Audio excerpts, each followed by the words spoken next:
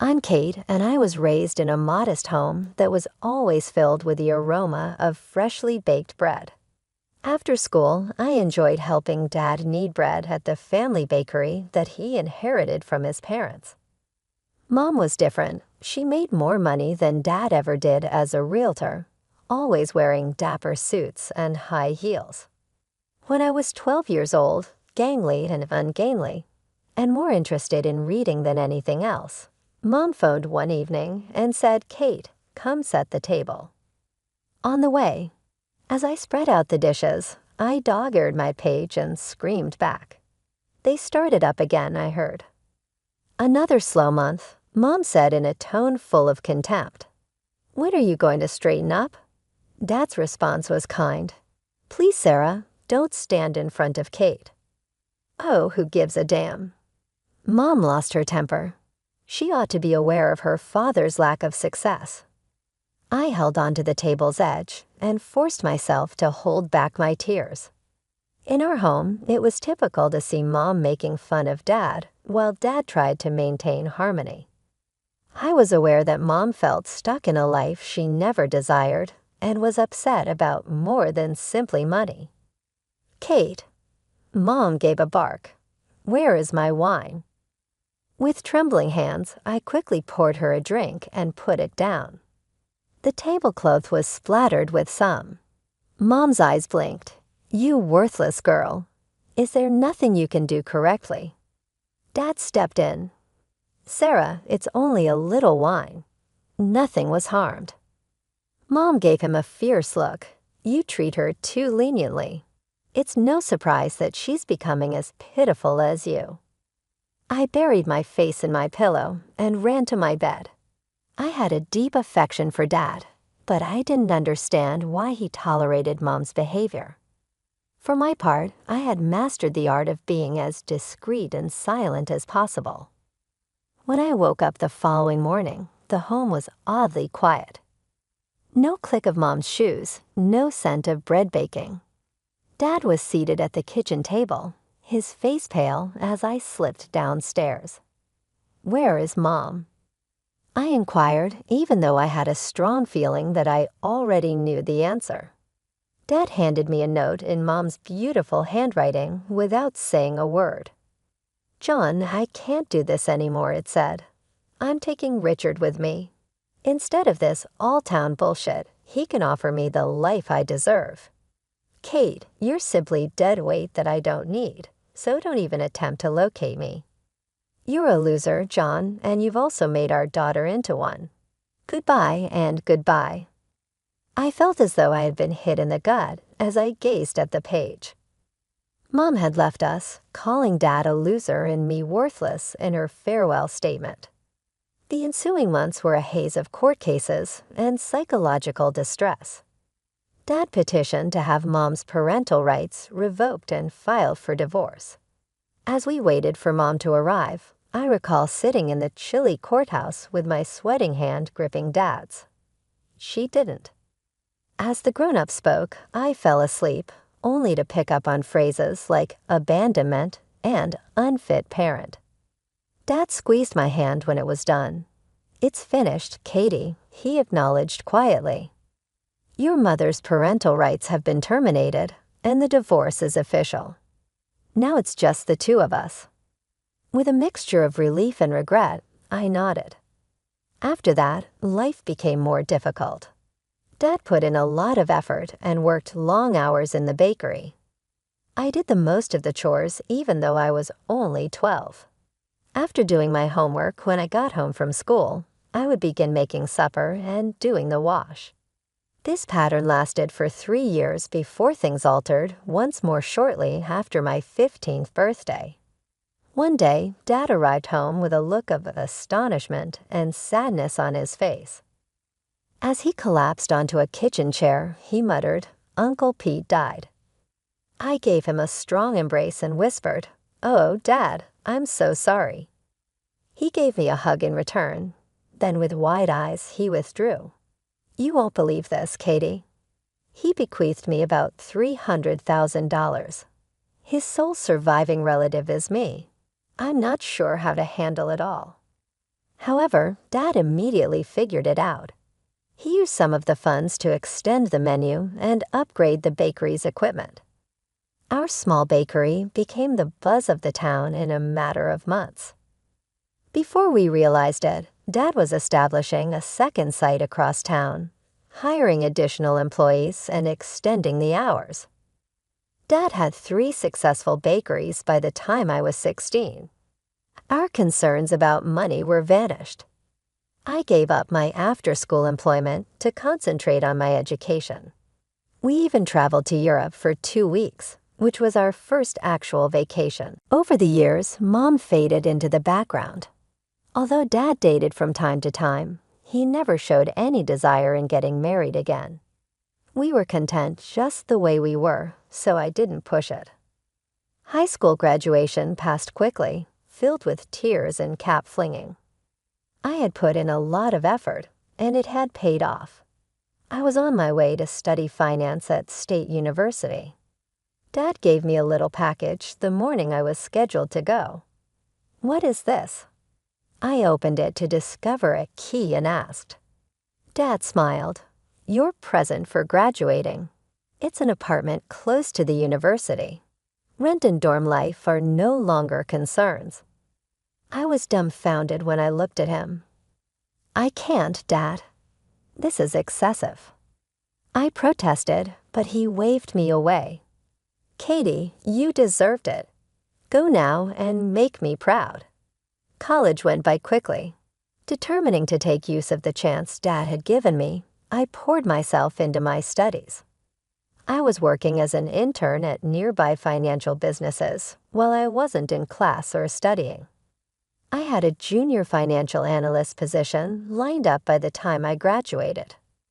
I was standing in front of my apartment mirror on my first day of work, smoothing my blazer. "Kate, you've got this," I said to my mirror. "Make your father proud." Although the work was difficult, I enjoyed it. Instead of spending every bonus or increase I received, I invested it. I kept hearing Dad say, "Katie, money makes money. Use it wisely." Years passed. By the time I hit 32, those smart investments had paid off. I owned 2 more apartments in addition to the one I lived in, all bringing in steady rental income. Life was good.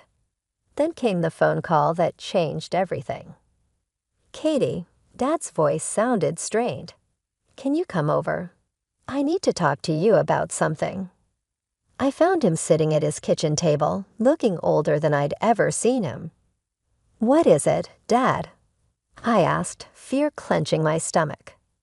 He took a deep breath. "It's cancer, honey. Stage 4. The world tilted on its axis. "No," I whispered. "There must be some mistake." But there wasn't. The next year was a hellish roller coaster of treatments, remissions, and relapses. I spent every free moment at the hospital or at Dad's house, making his favorite cheese soup, even when he was too nauseous to eat it. One crisp autumn day, I arrived at Dad's house to find him sitting in his favorite armchair, a serious look on his face. "We need to talk, Katie," he said, patting the seat next to him. "The doctors gave me 6 months, tops." "No," I said, shaking my head furiously. "They're wrong. We'll get a second opinion." "Katie," he interrupted gently, "it's okay. I've made my peace with it. I'm selling the bakeries. Everything's going to you. You'll be set for life." I pulled back, wiping my eyes. "I don't want your money, Dad. I want you." He smiled sadly. "I know, sweetheart, but this is how I can take care of you even when I'm gone." The next 7 months were precious and painful. We talked more than we ever had about everything and nothing. I memorized every line on his face, the sound of his laugh, the smell of sugar and flour that clung to him. Then on a quiet Wednesday morning, he was gone. The funeral was a blur. Afterward, I sat in Dad's empty house, clutching his favorite apron. The lawyer had already been by with the paperwork. True to his word, Dad had left me everything. I used the money from the bakeries to buy 2 more apartments. It felt right somehow, building something lasting just like Dad had done. A year after Dad's passing, I was just starting to find my footing again. Work kept me busy, and managing my rental properties gave me a sense of purpose. I'd settled into a new normal, or so I thought. Then came the call that turned everything upside down. "Kate, it's your mother. I'm back in town. I'd like to see you if you're willing." My mind raced. Part of me wanted to hang up to protect myself from the woman who'd abandoned me, but another part, the part that still held on to the little girl I once was, couldn't help but be curious. "Okay," I heard myself say. "Let's meet at Rosie's Cafe tomorrow at noon." The next day, I arrived at the cafe early, my stomach in knots. As the clock struck 12, I saw her walk in. She looked older, of course, but still elegant. But she wasn't alone. A young girl, maybe 17, trailed behind her. Mom spotted me and hurried over. "Kate, darling, you look wonderful. And this is Lily, your sister." I felt like I'd been slapped. My what? We sat down, and Mom launched into her story. How her lover Richard had left her shortly after Lily was born, how they'd struggled to make ends meet, and how she decided to come back to her hometown to start over. "I heard you have a rental property," she continued, her voice hopeful. I was wondering if maybe. She trailed off, but her meaning was clear. I looked at Lily, who was staring at her hands, clearly uncomfortable. I thought about Dad, about how he'd always taught me to be kind even when it was hard. I thought about the scared little girl I used to be, wishing for her mom to come back. "Okay," I heard myself say. "I have a unit that's just become available. You can stay there." Mom's face lit up. "Okay, thank you. We'll pay rent, of course." I held up a hand. "No rent, just utilities for now." As we hammered out the details, I watched Lily. She looked so young, so out of place. I remembered being her age, feeling lost and alone after Mom left. "So Lily," I said, trying to sound friendly, "you're what, a junior in high school?" She nodded, meeting my eyes for the first time. "Yeah, it's weird starting at a new school for senior year." I felt a pang of sympathy. "I bet. Listen, if you need help with anything, school stuff or just someone to talk to, I'm here." "Okay," Lily gave me a small smile. "Thanks. That means a lot." As we left the cafe, Mom hugged me again. "You're an angel, Kate. I know I have a lot to make up for, but I hope we can start fresh." I nodded, not trusting myself to speak. That night, as I drifted off to sleep, I couldn't shake the feeling that my life was about to get a lot more complicated. But for better or worse, my mother was back in my life, and I had a sister. Only time would tell what that would mean for all of us. The months following Mom and Lily's return were strange. Mom quickly found work as a realtor, slipping back into her old life as if she'd never left. Lily enrolled in the local high school for her senior year. I kept my distance, unsure how to navigate this new family dynamic. Occasionally, Mom would call or stop by. "Kate, darling, thank you again for the apartment." She'd gush, her smile wide and seemingly sincere. "You've been such a blessing." I'd nod, uncomfortable with her effusive gratitude. "It's fine, Mom. I'm glad I could help." Lily and I developed a cautious friendship. I'd help her with math homework or listen to her college plans.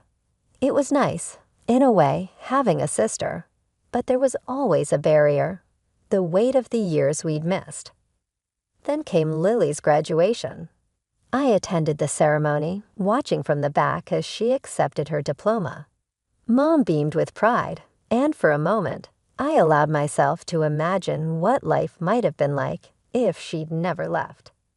The very next day, Mom showed up at my door unannounced. Her face was flushed, eyes blazing.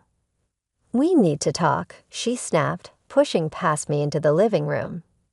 I followed, confused. "What's going on?" I asked. She whirled on me. "Don't play dumb. I know about the apartments, Kate, all 4 of them." My stomach dropped. How had she found out? "What about them?" I asked, keeping my voice level. "You've been holding out on us," she shrieked, living the high life while Lily and I scraped by. I felt my temper rising. "Excuse me? You're living rent-free in one of those apartments." "That's not enough," she spat. "Half of those properties should be mine. I'm your mother." I couldn't help it. I laughed. It was so absurd. "You can't be serious. You lost any claim to my property when you abandoned us, remember. No parental rights, no child support." She changed tack, then her voice suddenly pleading. "Kate, sweet, think about Lily. She needs money for college. If you just sold one apartment." "Absolutely not." I cut her off. "Lily's education is not my responsibility." "How can you be so selfish?" Mom wailed. "After everything I've done for you." That was the last straw. "Everything you've done for me." I repeated, incredulously, "You mean abandoning me, calling me useless in your goodbye note? Or wait, do you mean living rent-free in my apartment for months?" Mom recoiled as if I'd slapped her. For a moment, she just stared at me, her mouth opening and closing like a fish out of water. Then, without another word, she turned and stormed out, slamming the door behind her. I stood there, shaking with anger and hurt. How dare she? After everything, how dare she try to guilt me like this? I sank onto the couch, my head in my hands. I'd known deep down that letting Mom back into my life was a risk. But I'd hoped, well, I wasn't sure what I'd hoped for. As the adrenaline faded, I felt a deep, aching sadness. This woman, who should have been my protector, my support, was nothing but a stranger who wanted to use me. And Lily, what was I going to do about Lily? 2 weeks after Mom's blow-up, I was grabbing coffee at my usual spot when I noticed the barista giving me odd looks. As I waited for my order, I overheard a snippet of conversation from a nearby table. Can you believe it? Charging her own mother rent when she's got all those apartments. I froze, sure they couldn't be talking about me, but they were. Over the next few days, I caught more whispers, more sidelong glances. It seemed Mom had been busy spreading her twisted version of events to anyone who would listen. Then came the Facebook post. I saw it during my lunch break and nearly choked on my sandwich. My daughter Kate has 4 apartments she rents out, making a fortune but refuses to help pay for her sister's college education. She's forcing me to pay exorbitant rent when I can barely make ends meet. I'm heartbroken that my own child could be so greedy and selfish. The comments poured in, each one a knife to my heart. How could she do that to her own mother? What a horrible person. I always knew there was something off about her. Friends, relatives, even old classmates I hadn't spoken to in years. All of them jumped on the bandwagon, shaming me for my supposed greed. Not one of them seemed to remember or care that this woman had abandoned me as a child. Just when I thought things couldn't get worse, my boss called me into his office. "Kate," he said, his face grave, "we need to talk about this situation with your mother. It's starting to affect the company's reputation." I felt the blood drain from my face. "Sir, I can explain." He held up a hand. "I'm not asking for details, but I need you to resolve this quietly and quickly. We can't have this kind of drama associated with our firm. Understand?" I nodded numbly, not trusting myself to speak. Back at my desk, I found an email notification about unpaid utilities for Mom's apartment. Great, just great. With shaking hands, I dialed Mom's number. "What do you want?" she snapped by way of greeting. I took a deep breath, trying to keep my voice steady. "Mom, there are unpaid utility bills for your apartment. We agreed you'd cover those, remember?" She scoffed. "Oh, please, you're rolling in money from all those apartments. You can afford to pay a few bills." "That's not the point," I said, my patience wearing thin. "We had an agreement." "An agreement?" she interrupted. "Like the agreement that you'd help your family? Fat lot of good that did us." I sat there, phone in hand, feeling like the world was crumbling around me. How had I let things get this far? I tried to do the right thing, to be kind and generous, and this was how I was repaid. With a heavy heart, I made an appointment with a lawyer. "Miss Stevens," the lawyer said, reviewing my case, "you have every right to evict your mother. She has no lease, pays no rent, and you've given her ample notice." "Notice about the utility bills?" I nodded, feeling a mix of relief and dread. "What do I need to do?" He handed me a document. "This is an official eviction notice. Serve it to her, and if she doesn't comply, we can take legal action." Armed with the paper, I drove to Mom's apartment. My apartment, really. My hands shook as I knocked on the door. Mom answered, her face twisting with displeasure when she saw me. "Oh, it's you. Have you finally come to your senses about selling an apartment for Lily's college?" Lily's picked out her school. Tuition's due next month. My shock turned to anger. "Are you serious right now? After everything you've done, you're still making demands." "Don't be so dramatic," Mom scoffed. "It's the least you can do for family." That was it, the last straw. I thrust the eviction notice at her. "Here you have 30 days to vacate the premises." Mom stared at the paper, her face going pale. Then without warning, she exploded. "You ungrateful little brute," she screamed, her voice echoing through the apartment. "After everything I've done for you." I stood my ground. "Everything you've done? You mean abandoning me, spreading lies about me?"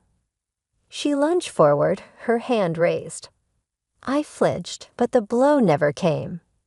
Instead, she grabbed the front of my shirt, spitting insults in my face. "You're nothing, you hear me? Nothing but a selfish heartless." I managed to break free, fumbling for my phone.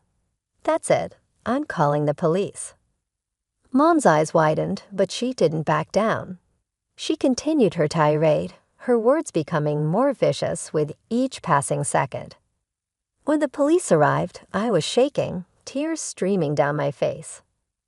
I showed them the eviction notice and explained the situation as calmly as I could. One officer said to Mom, "I suggest you calm down and discuss this civilly with your daughter." Mom sneered. "With her? She's trying to throw us out on the street." The other officer turned to me. "Miss Stevens, legally this is a civil matter. We can't forcibly remove her without a court order. I'd suggest trying to work this out between yourselves or taking it to court if necessary." I nodded, feeling defeated. As the police left, Mom's triumphant smirk made my blood boil. "You won't do it," she taunted.